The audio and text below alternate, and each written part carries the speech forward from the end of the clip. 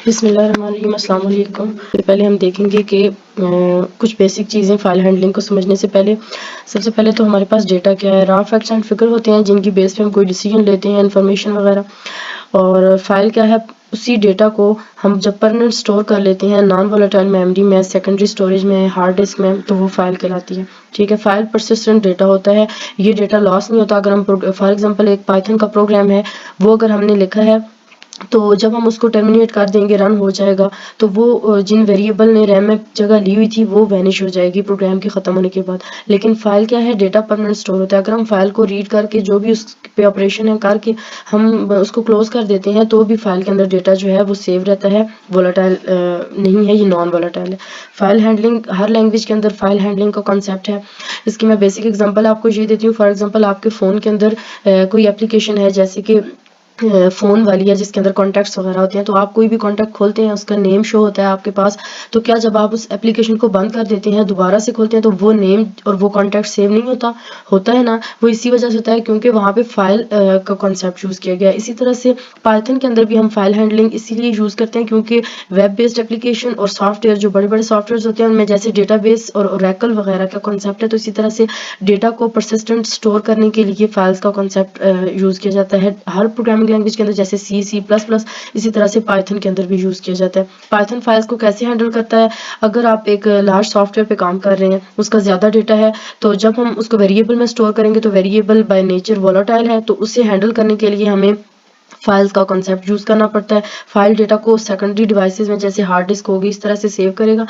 और एग्जांपल इसकी वही मैंने आपको बताई कि कोई भी डेटा है, जब हम फाइल है या डेटा है, उसको जब हमने रीड करना है तो ज़ाहिर बात है उसके लिए हमें फ़ाइल बनानी पड़ेगी। अगर पहले से एग्जिस्ट नहीं कर रही, बना के हम उस पर रीड राइट का ऑपरेशन परफॉर्म करेंगे, उस फाइल को सेव करेंगे, उसको क्लोज करेंगे। इसी तरह ऑपरेशंस होते हैं पाइथन के अंदर फाइल हैंडलिंग में। बिल्ट इन फंक्शंस होते हैं जिनकी बेस पे हम फाइल पे अपनी मर्जी के ऑपरेशन परफॉर्म कर सकते हैं। तो पाइथन के अंदर फाइल हैंडलिंग, एक तो ये कि वेब एप्लीकेशन और मोस्टली सॉफ्टवेयर की रिक्वायरमेंट्स है फाइल हैंडलिंग। पाइथन के अंदर दो तरह की फाइल्स होती हैं, बाइनरी फाइल और टेक्स्ट फाइल।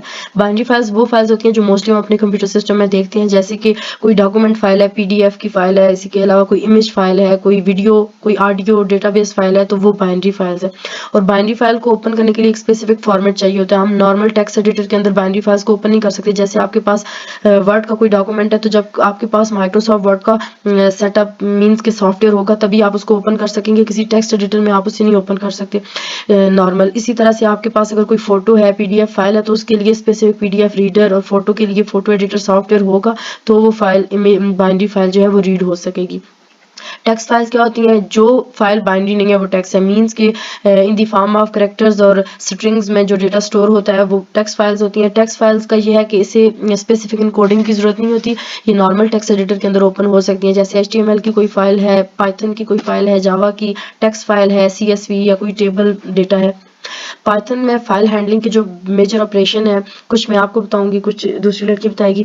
एक है ओपन, मोस्टली चार ही होते हैं, ओपन, रीड, राइट और क्लोज। और भी ऑपरेशन है, हम फाइल को रीनेम करते हैं, फाइल को डिलीट कर सकते हैं, उसका डेटा स्प्लिट कर सकते हैं, अपेंड कर सकते हैं। तो एक एक करके देखते हैं। फाइल को ओपन करने के लिए हम फाइल में built in open function use करते हैं। ओपन फंक्शन लिख के उसके अंदर हम फाइल का नेम और जिस मोड में हम उसको ओपन करना चाहते हैं वो मोड डाल देते हैं। और फाइल के चार मेजर ऑपरेशन है, फाइल को बनाना, अगर एग्जिस्ट नहीं कर रही, अगर एग्जिस्ट कर रही है तो फाइल को ओपन करना, उस पर जो भी काम है रीड राइट या आगे मैं आपको ऑपरेशन बताऊंगी, और फाइल को क्लोज करना।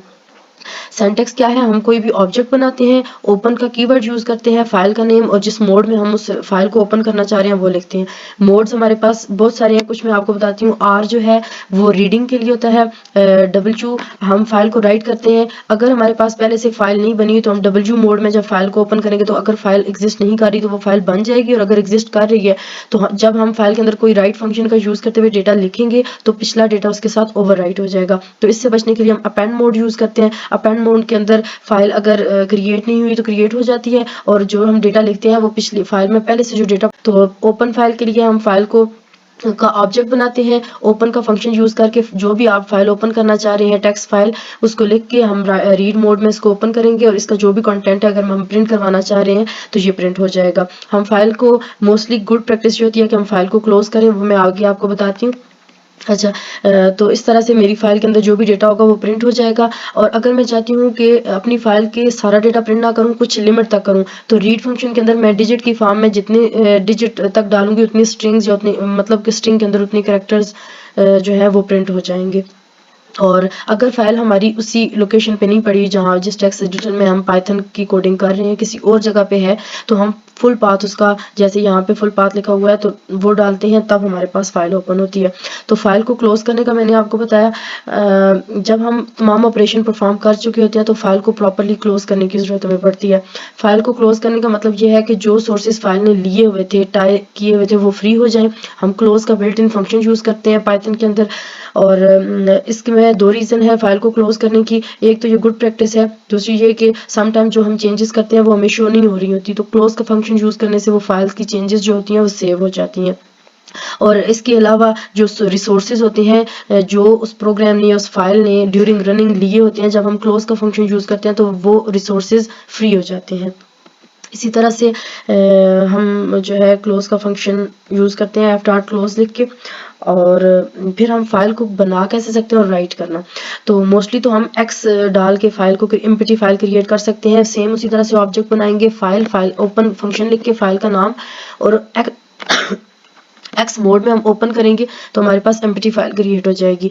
यहाँ पे अगर फाइल एग्जिस्ट नहीं कर अगर फाइल ऑलरेडी एग्जिस्ट कर रही है तो ये ऑपरेशन हमारा फेल हो जाएगा, क्योंकि ये एम्प्टी फाइल बनाने के लिए है। न्यू फाइल हम खुद क्रिएट करेंगे, अगर इस नाम से पहले फाइल सेव है तो ये ऑपरेशन फेल हो जाएगा। पीछे जाते हैं, यहाँ पे मैंने राइट के बताए।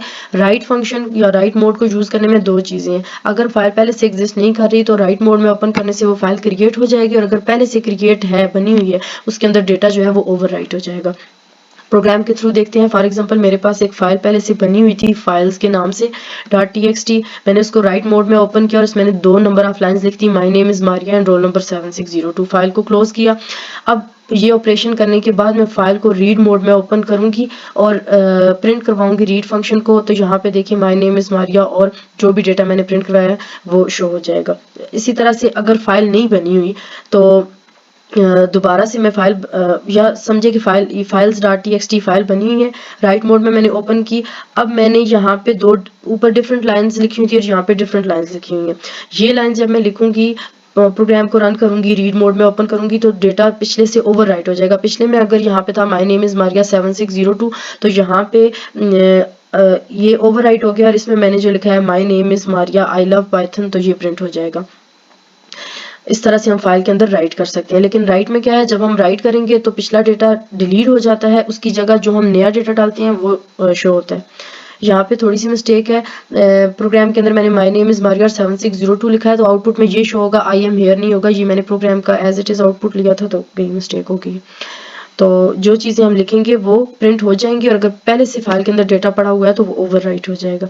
अब इससे बचने के लिए हम अपेंड मोड यूज़ करते हैं। अपेंड मोड क्या करता है, अब मैंने इसी फाइल के अंदर डब्ल्यू को हटा के ए लिख दिया अपेंड मोड के लिए, तो अब this will add this line. तो पिछली फाइल में देखिए यहाँ पे मेरे पास आउटपुट था my name is Maria I love Python, तो यहाँ पे जब मैंने this will add this line यहाँ पे मैंने राइट किया है तो मेरा आउटपुट आएगा my name is Maria I love Python. पिछला डेटा वहीं पे है, this will add this line, ये न्यू लाइन इसके साथ अपेंड हो गई है। तो इस तरह से हम अपेंड फंक्शन यूज करते हैं।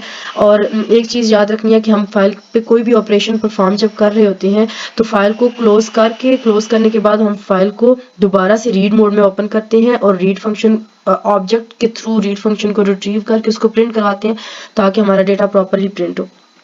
अब जैसे हमने टेक्स्ट फाइल को हैंडल किया, इस तरह से बाइनरी फाइल्स को अगर हमने ओपन करना है, रीड राइट जो भी ऑपरेशन करना है, तो जब हम मोड लिख रहे होते हैं ना WRA, तो साथ हम बी का वर्ड भी यूज करते हैं। जैसे अगर हमने फाइल को राइट करना है तो वो बाइनरी फाइल है तो हमने मोड के अंदर WB लिखना होगा। फाइल को हमने रीड करना है तो R के साथ B लिखना होगा, मीन्स के बाइनरी फाइल अपेंड करना है तो A के साथ B लिखना होगा। एक प्रोग्राम में आपको देखते हैं, जैसे इमेज है तो JPG इसकी एक्सटेंशन है, मीन्स की ये बाइनरी फाइल है। तो यहाँ पे अगर मैं इसको रीड मोड में ओपन करना चाह रही हूँ तो साथ मुझे B भी लिखना होगा क्योंकि ये बाइनरी फाइल है, और मैं लूप के थ्रू इसको प्रिंट करवाऊंगी। यहाँ पे जितनी भी इस इमेज की बाइनरी वैल्यूज हैं वो सारी प्रिंट हो जाएंगी। अच्छा, फाइल के एडवांटेजेस क्या हैं, हम फाइल्स को क्यों यूज़ करते हैं। तो फाइल्स जो है वो परमानेंट डेटा को स्टोर करती हैं। जब तक इस फाइल को कोई रिमूव नहीं करता हमारा डेटा परमानेंट स्टोर रहता है, और स्टोर डेटा को हम इजीली शेयर कर सकते हैं, मल्टीपल टाइम शेयर कर सकते हैं, उसके अंदर चेंजेस नहीं होती। इसके अलावा हमारे पास परमानेंट स्टोरेज है, तो हमारे लिए पॉसिबल है कि हम उस परमानेंट स्टोरेज पे जाके डेटा को अपडेट करें, रिमूव करें। ये फाइल्स के एडवांटेजेस हैं। Thank you.